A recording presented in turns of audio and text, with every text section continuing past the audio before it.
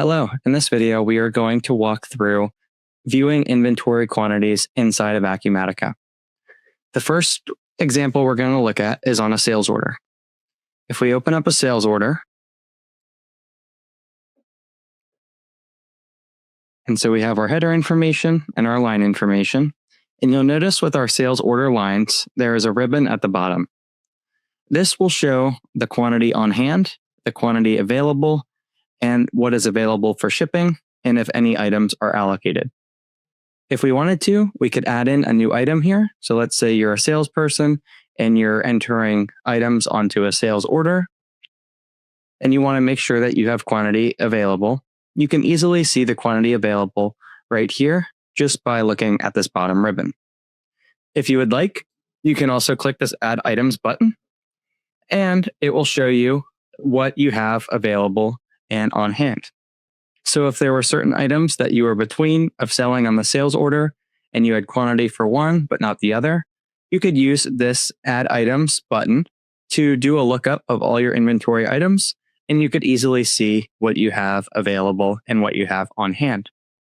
If there was an example where you didn't want to see just the items available, you could uncheck this box, and then this would not only show you what you have available, but it would show you other items that you also don't have available quantities for.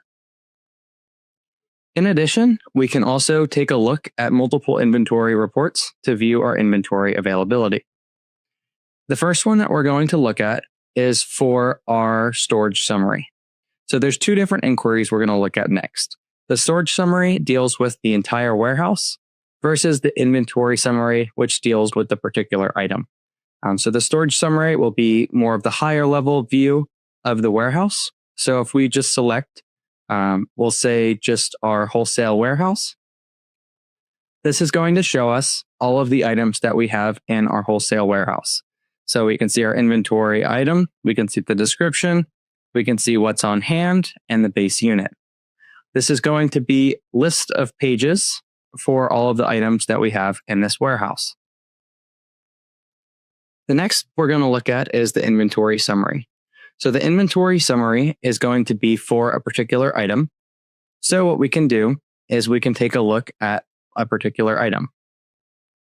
Here, we're able to see the different warehouses for this item, the particular location inside of this warehouse, and then what we have available for shipping, as well as other fields regarding sales orders, shipments, purchase orders, and things of that nature.